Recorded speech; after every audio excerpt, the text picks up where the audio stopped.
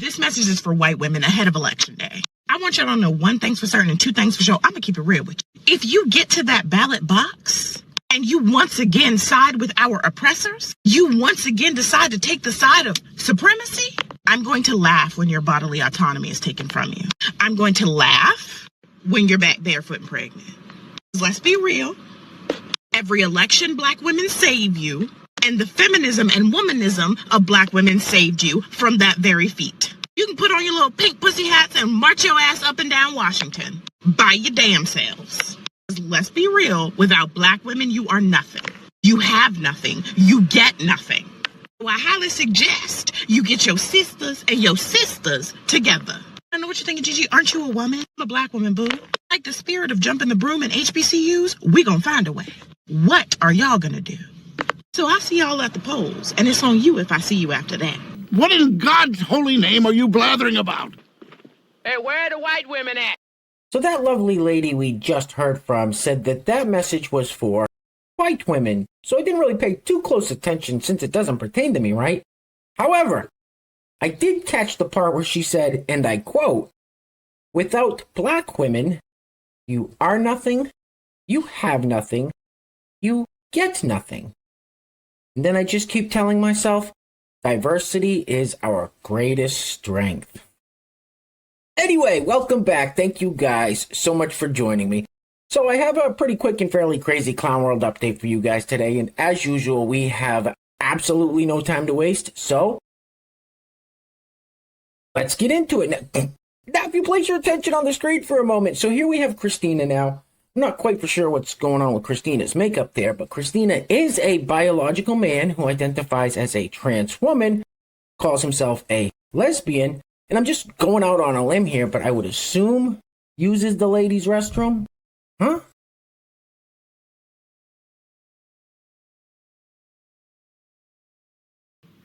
Look at me, I'm a big fat slob!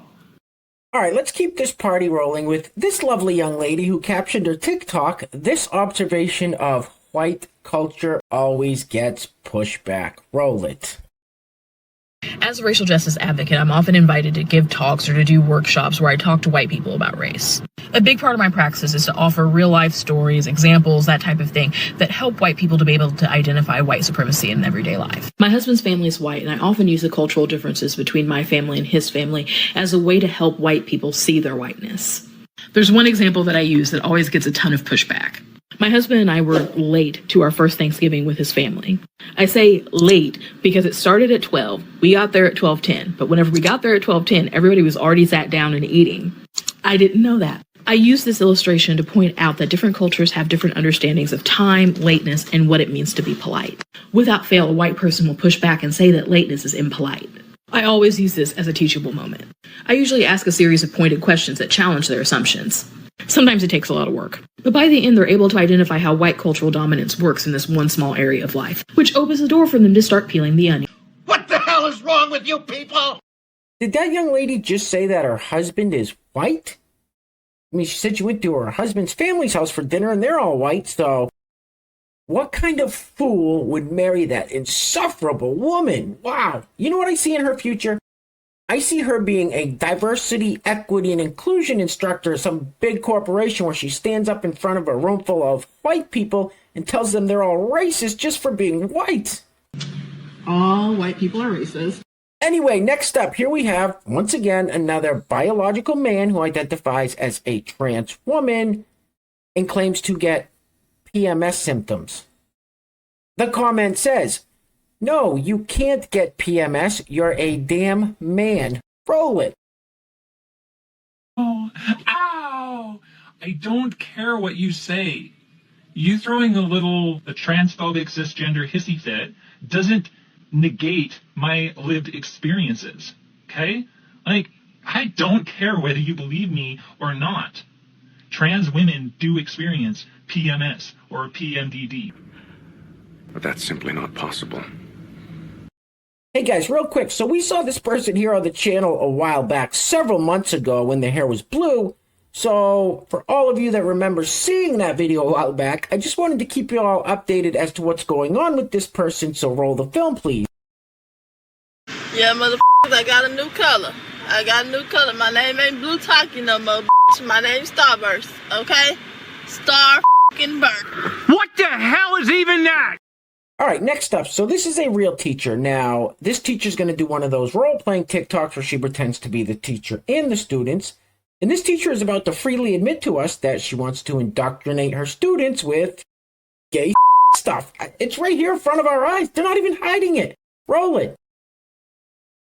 Good morning, class. Today we're going to be talking about LGBTQ History Month and what is allowed to be discussed in the classroom. Yes. Teacher, I heard that some lawmakers are trying to pass laws that prevent teachers from talking about gender and sexual orientation. Is that true? Yes. Doesn't that go against our freedom of speech? It does seem that way. These lawmakers are pushing an agenda of censorship, which erases and excludes LGBTQ youth. Excludes and erases them? We believe that schools are places where empathy and critical thinking is encouraged. Yeah. By calling out censorship and embracing inclusive education, we are ensuring that you all have the skills and knowledge to succeed in the future. You sit on a throne of lies.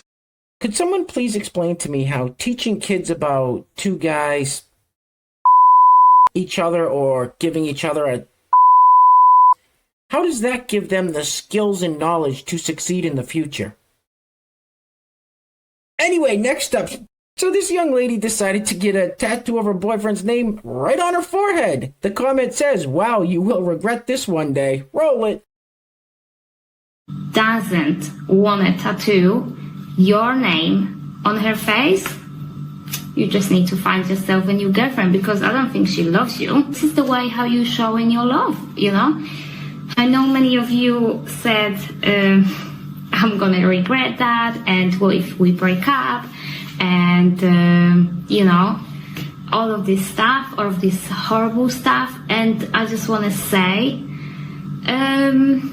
this is how I'm expressing my feelings. So if I love someone, you know, I'm doing this. No, I'm loving it. I'm loving it. I'm definitely never gonna regret that. How can I regret this? This is beautiful. Are you f***ing dumb? Hey guys, real quick, we don't have any sponsors for today's video. If you'd like to sponsor the next video and help support the channel, there is a PayPal link in the description box below, and I will say your full name as a sponsor of said video unless stated otherwise by you. Hey, we're gonna be going live in a little bit. I'm still gonna be battling retro. What the f*** was that? Alright, next up, since Christmas time will soon be upon us, let's see if we can get in the spirit with some Christmas caroling from this person. Roll it.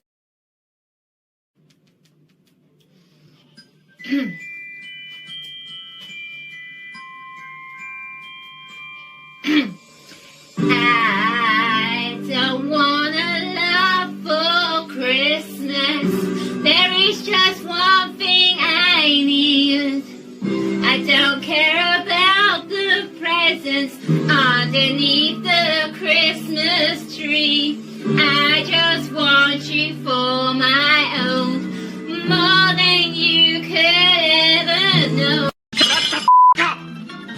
Oh my god, I thought my ears were gonna start bleeding. And listen, there was another 25 to 30 seconds to that clip. I cut it short for you guys. Anyway, we're gonna be wrapping it up with this clip from Jeffrey. I think he's starting to unravel. He's not making a lot of sense. But real quick, I just wanted to mention that I'm gonna start linking my wife's Etsy store in the description box.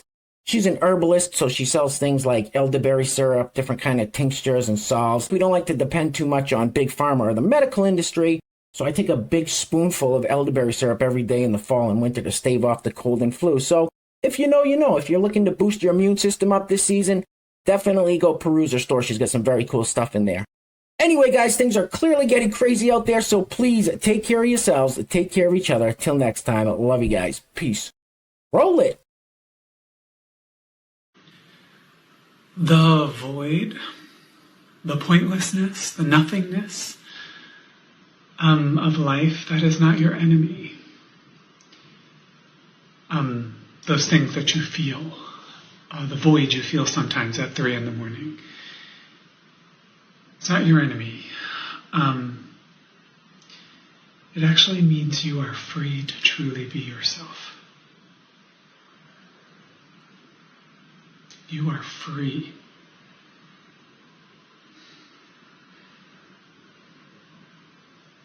I don't know what the you're talking about. And you ain't black.